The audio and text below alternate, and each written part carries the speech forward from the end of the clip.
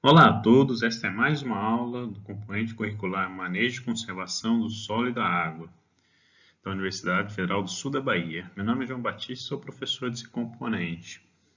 Na aula de hoje, a gente vai ver um pouquinho sobre as práticas para controle de erosão. Então, lembrando da equação universal de perda do solo, que a gente vê os fatores que interferem na erosão hídrica, nós vimos chuva, nós já vimos uma parte de solos, a topografia do terreno e como a cobertura e o manejo influenciam nessa perda de solo pela erosão hídrica. Na aula de hoje, a gente vai ver um pouquinho sobre as práticas de conservação que nós podemos utilizar para a redução dessa erosão hídrica no solo, ou seja, reduzir a perda de solo, tá? E, consequentemente, conservar água, né? Conservar água, produzindo água, aumentando a água na sua propriedade. Qualquer plano de conservação de solo, primeiramente ele tem que respeitar a capacidade de uso do solo, né?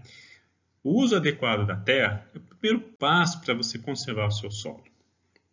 Para isso, você tem que empregar para cada parcela de terra, né, a sua aptidão, né, e para que possa manter a capacidade de sustentação e produção econômica, né, dessa parcela, tal forma que os recursos naturais sejam colocados à disposição do homem, melhor uso e benefício, mas ao mesmo tempo eles vão ser preservados para essas gerações futuras. Diante desse ponto, nós temos o quê? A capacidade do solo deve ser respeitada, ele deve ser utilizado, mas com racionalidade para que não extrapole o seu uso, tá? Então, aqui nós temos um exemplo de um uso racional. Nós temos uma propriedade aqui numa encosta, né, onde temos o quê? As áreas de proteção permanente, né, as APPs aqui, ó, cenários de mata, onde não teríamos possibilidade de exploração, né, e também para manter a recarga do nosso lençol freático, né? Temos culturas perenes, ou seja, assim, uma cobertura vegetal permanente nos locais onde você tem uma inclinação maior, né? Vou fazer assinalar aqui. Então, aqui ó, nós temos ó, uma segmentação onde você tem uma declividade maior do solo. Nós temos uma cultura que está sempre com cobertura vegetal, né, diminuindo a questão da erosão hídrica, onde tem uma inclinação já reduzida já, né? Nós começamos a ter pastagens, a inclinação aqui, ó, pensando no plano de inclinação aqui, ó. Começa a reduzir a inclinação, aqui, o ângulo de inclinação aqui, ou seja, a declividade aqui está menor nesse ponto já, né? Na segunda ponto. E depois nós passamos para as culturas anuais, ou seja, onde a inclinação do nosso solo vai ser cada vez menor aqui, ou seja, você está respeitando a capacidade que esse solo vai ter do uso, né? E por fim, aqui nós temos o quê? As áreas aqui, ó, de proteção permanente. Então, esse aqui é um uso racional da nossa propriedade, ou seja, né, uma única atividade, uma diversidade de atividades que nós temos, respeitando o nosso uso, né, do solo. Qualquer plano de, de, de uso do solo, ou seja, para planejamento de conservação, ele tem que levar em conta, né, uma classificação de terras agrícolas. O que seria essa classificação de terras agrícolas, né? Nós adotamos quatro critérios básicos para nós classificarmos a capacidade de uso e manejo do nosso solo. Primeiro, né, nós vemos o quê? A suscetibilidade do solo ao processo erosivo. Muito em função da declividade do terreno e a erodibilidade do solo.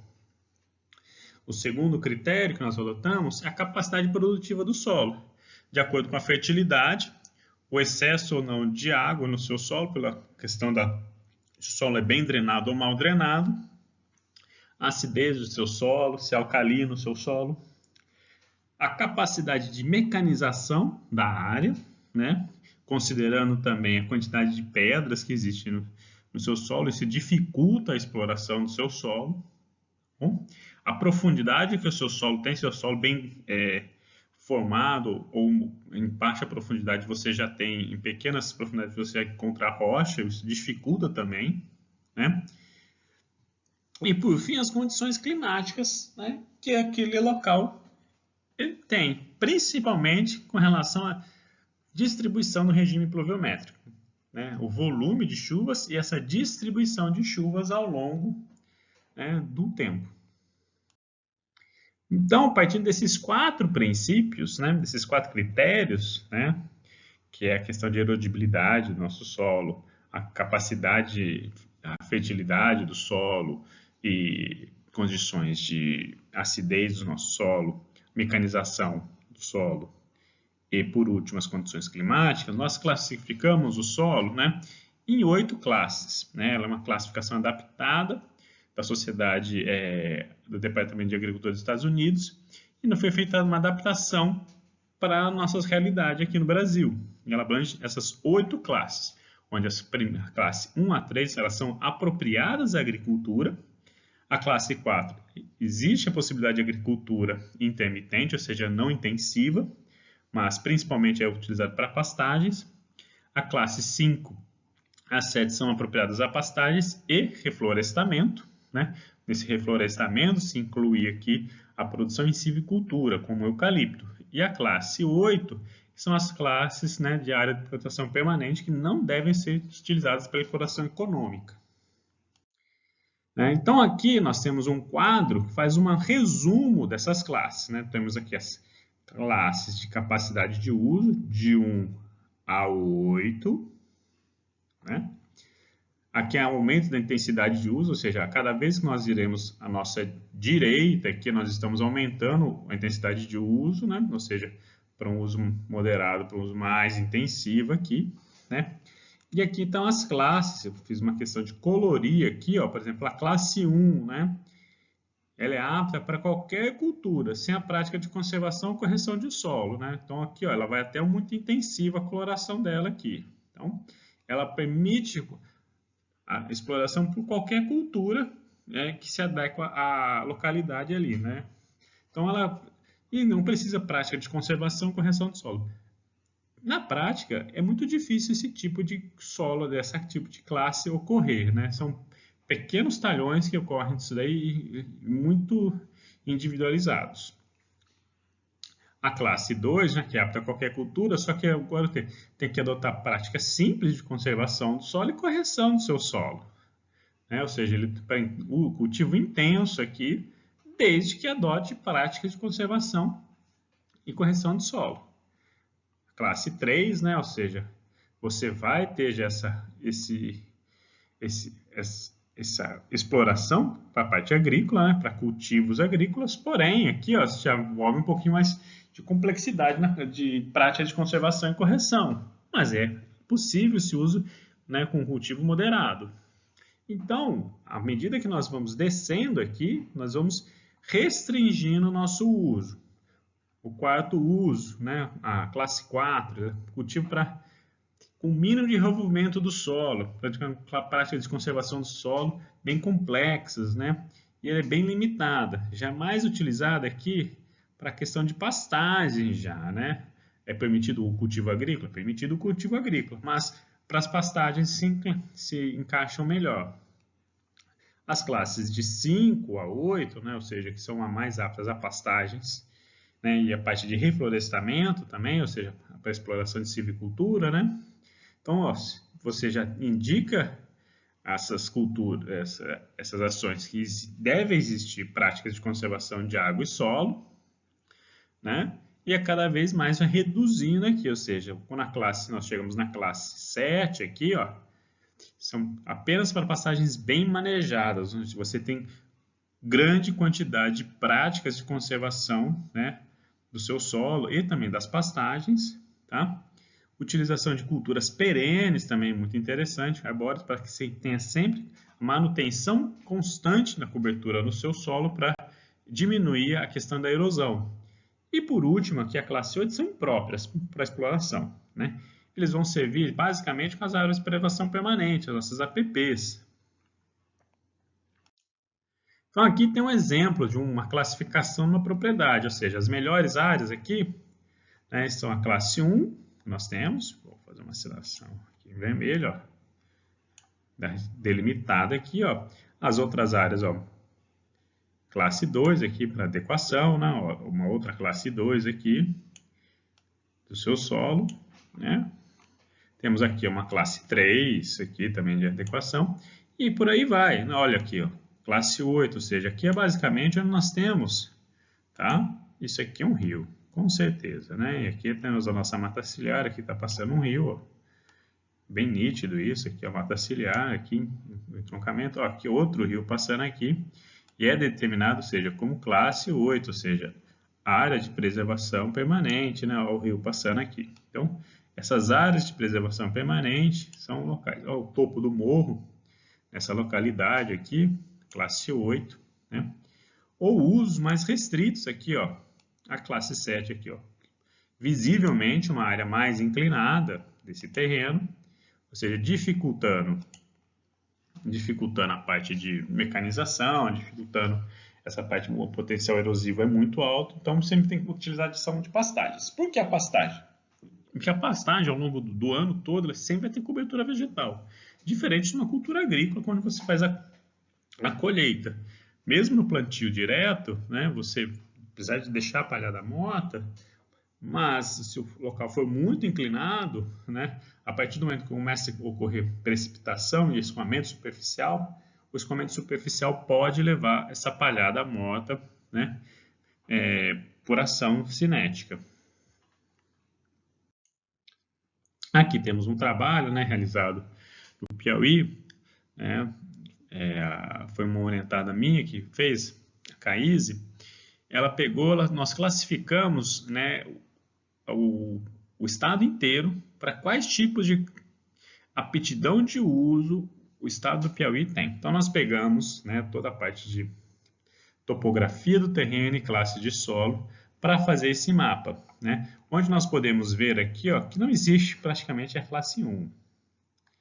Tá? Muito difícil ocorrer essa classe 1 de uso, tá? Então, nós temos as classes, basicamente, as classes mais exploradas são as classes 2, tá? E as 3, tá? Então, são as classes de uso.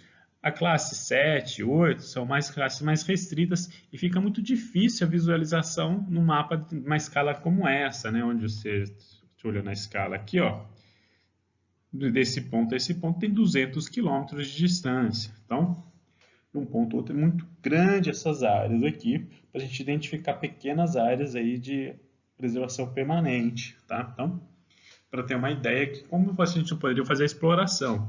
Tanto que, no Piauí, a grande área agrícola do Piauí, ela se encontra nessa mancha que está aqui, né? Vou fazer uma assinalação aqui.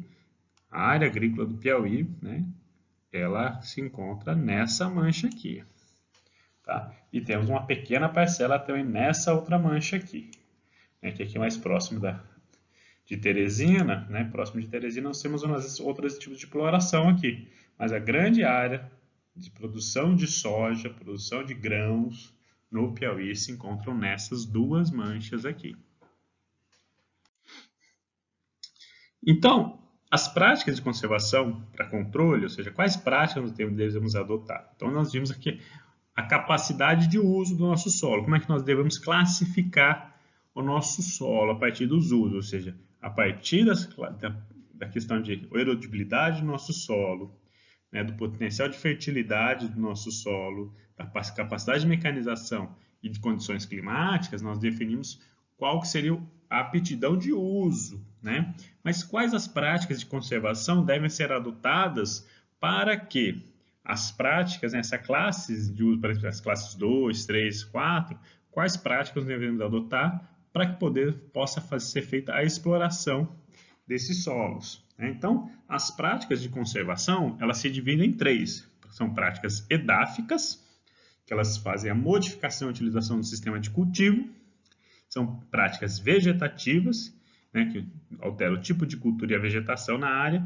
E práticas mecânicas, onde fazem a construção de estruturas de terra para contenção de escoamento superficial.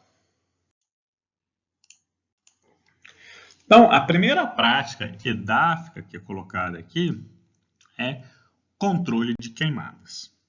Por que controlar a queimada? A queimada ela vai promover a destruição da matéria orgânica do seu solo, né? Ele vai queimar o banco de sementes do seu solo, então ele vai empobrecer o seu solo. Num primeiro momento, a queimada parece ser interessante, e você pode ver relatos desses, fala assim, para fazer uma ciclagem de nutrientes e aumentar a fertilidade.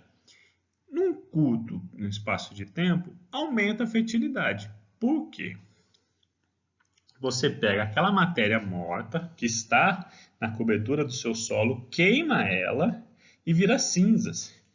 Essa cinza, o nutriente fica mais disponível do que a matéria morta até a degradação dela.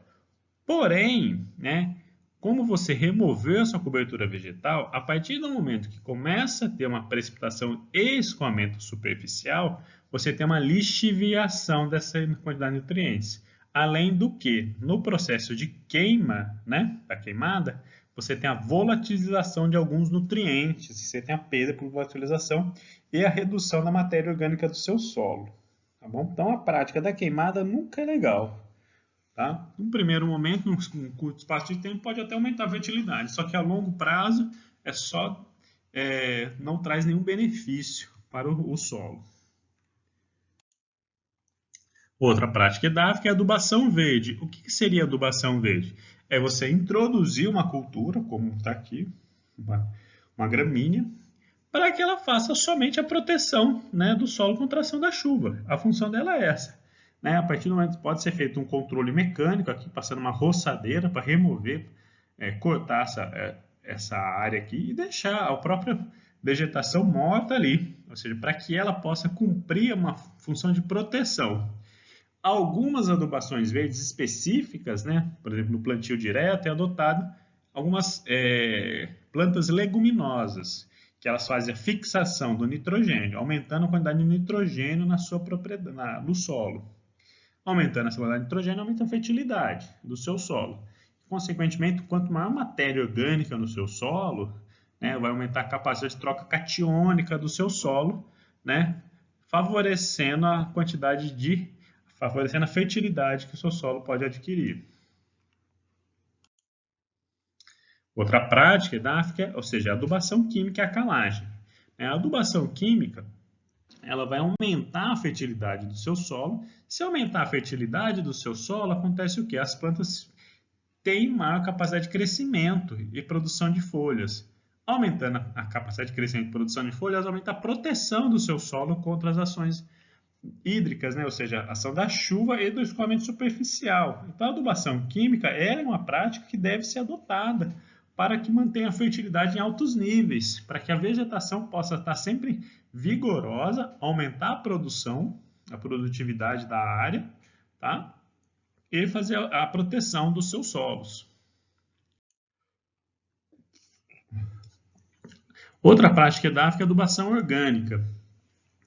O uso de esterco, né, ou compostos obtidos através de compostagem, ele vai ter uma melhoria da fertilidade e nas condições do meio da cultura, muito parecido com o que você tem na adubação química. Porém, a adubação orgânica, ela vai aumentar a quantidade muito de matéria orgânica do seu solo e aumentando a parte de CTC do seu solo. A adubação química, ela vai fornecer a maior quantidade de nutrientes para as plantas. Tá? Ambas são benéficas. Outra prática vegetativa é o florestamento e reflorestamento, ou seja, sempre você manter uma cobertura vegetal no seu solo, né, ou entre fileiras aqui, por exemplo, aqui nós temos uma cultura de eucalipto, ou seja, uma silvicultura, manter essa vegetação entre fileiras é sempre benéfico, porque protege o seu solo contra a erosão. Práticas vegetativas, ou seja, saindo das práticas edáficas para as práticas vegetativas. Nas práticas vegetativas, sempre reflorestamento e florestamento são práticas vegetativas, né? Ou seja, você manter sempre a cobertura vegetal. A pastagem, desde que seja bem manejada, ela é uma prática vegetativa interessante, porque sempre vai ter cobertura vegetal no seu solo, né? mantendo sempre essa cobertura vegetal no seu solo, favorece o processo de infiltração e diminuição da erosão hídrica. Outra prática aqui é o contorno em curvas de nível, né? Ou seja, você fazer o plantio em curva de nível, que ele vira uma barreira natural. Por quê? O escoamento superficial, quando vai adquirir a velocidade aqui, ele vai encontrando barreiras e vai ficando nessas barreiras, que são as próprias plantas, e vai aumentando a infiltração da água nessas localidades aqui. Então, ele acaba virando uma barreira, né, para o escoamento superficial. Além do que, nessa foto aqui que nós estamos vendo, entre as fileiras aqui nós vemos cobertura vegetal morta, que vai favorecer, né, a diminuição da erosão, o aumento da infiltração. Além do que, aumenta a quantidade de água do seu solo, diminui a quantidade de ervas daninhas que vão nascer, né, reduzindo a quantidade de herbicida a ser utilizado, outra prática que faça o controle de ervas daninhas na área, tá? Então, só traz benefícios. Outra prática vegetativa é o cultivo em faixas, né? Ou seja, você faz uma faixa de uma cultura, uma faixa de outra cultura aqui. Nessa questão, está respeitando aqui, ó, a curva de nível, ou seja, o nível, né, a altura do seu solo aqui, do seu terreno, para que não ocorra o escoamento superficial, tá? Entre essas duas faixas aqui, você pode ter uma rotação de culturas. A rotação de culturas é sempre muito interessante, porque ela reduz, tá, a quantidade de pragas que você vai ter na sua área. E aqui está o processo de rotação de culturas. Você tem aplicação de diferentes culturas numa propriedade, fazendo a rotação dessas culturas, né, de uma forma planejada e controlada. Por quê? Você fazendo essa rotação dessas culturas, né, um patógeno, uma praga, né, que estava com grande intensidade nessa área aqui, quando você transfere essa cultura para outra área, né, e implementa outra cultura, ela não vai ter, né, a mesma quantidade de alimento anteriormente. Então, vai reduzir a quantidade de pragas. Reduzindo a quantidade de pragas, né, você tem aqui uma redução na quantidade de pesticidas utilizadas. Tá? Então, são práticas interessantes. Outra prática também para redução de pragas, né, são os vazios sanitários. Entre um plantio e outro, né, deve ter um espaçamento de 30 dias aproximadamente, depende do tipo do ciclo da praga. Por quê? A maioria das pragas, né, vamos colocar os insetos, eles têm as 3 fases, né, fase de larva, fase de pupa e a fase adulta. Né? Os insetos estão lá na fase de larva, ou seja, devorando as plantas, né? Depois eles entram na fase de pupa, depois entram numa outra fase adulta. Se não tiver, ou seja, a partir do momento que termina uma cultura, dá 30 dias, esse ciclo todo do inseto, né, ele vai ser quebrado, porque na fase adulta não vai ter alimento mais para ele, então ele não vai conseguir colocar os ovos. Então o vazio sanitário, né, que é colocado, deve ser obedecido, deve ser praticado para quê? Para que não ocorra uma infestação muito grande de pragas. Por isso que um plantio atrás do outro não é interessante, sempre deve se fazer esse intervalo entre plantios. Né? Outra prática aqui vegetativa são os cordões vegetais permanentes, onde nós colocamos cordões de vegetação, né, para que formam barreiras perenes, né, de plantas perenes, para o controle de erosão. Né? Outra prática de cobertura da superfície vegetal, a mais importante é o quê? Sempre manter o solo com uma cobertura vegetal, morta ou viva. Né? Aqui tem um processo de plantio direto, onde nós temos as fileiras de plantas, e no meio, entre fileiras, a palhada morta, que vai permitir, né, esse aumento da infiltração da água no solo, redução do impacto da gota na água da chuva, né? E, consequentemente, a capacidade de escoamento superficial e o volume desse escoamento superficial é reduzido, e a velocidade também, porque você tem uma rugosidade maior, né? Para a água escoar aqui, como está toda rugosa aqui, né? Muito palhada, muito empecilho para a água ganhar velocidade, ela não ganha. Então, acaba permanecendo mais esses pontos e infiltrando mais. E depois nós vamos para as práticas mecânicas. O que seriam as práticas mecânicas? Quando você tem um revolvimento do seu solo, né? É necessário a utilização de máquinas agrícolas para a formação de estruturas. Aqui tem uma estrutura muito comum que são os terraços, né? Então o terraço ele está aqui, ó, vou assinalar em azul aqui, ó, e eles sempre obedecem o nível que o seu terreno vai ter, né? A cota do terreno. Então ele continua para cá, ó. Ele continua aqui no mesmo nível, né? Ó. Vou seguir para cá, aqui ele continua aqui. Então o terreno vai estar em nível e ele vai continuar obedecendo o nível do terreno. É sempre interessante esse tipo de prática, porque a água, quando ela começa a escoar, ela vai escoando para cá. Escoando aqui, ela vai encontrar uma barreira. E nessa barreira, ela vai fazendo o quê? Vai empoçando a água aqui. E empoçando essa água, porque ela tem uma barreira, um canal. Encontrando esse canal, ela começa a infiltrar e não vai escoar para as áreas mais para baixo. Ela vai ter um outro escoamento aqui para baixo, mas não oriundo dessa água aqui, desse volume de água, mas sim dessa área aqui. Aqui tem um exemplo melhor de visualização. Aqui está o canal, né? Ou seja, a estrutura do terraceamento. Ele é uma elevação, um corte, pequeno corte que você faz no terreno. Quando a água ela desce para o escoamento superficial, ela encontra esse canal e não consegue passar por ele. Então, ela vai ficar empoçada aqui. Ficando empoçada nessa região, ela vai filtrando ao longo do tempo. Tá? Então, não permite que a água vá para a outra camada, ou seja, ela não vai para cá, aumentando o volume de escoamento. Então, ela permanece nessa faixa aqui. Lógico que essa outra região vai gerar um escoamento superficial, mas aqui ó, nós teremos outro terraço para conter essa água que escoa. Tem uma outra prática mecânica aqui, que são as bacias de acumulação.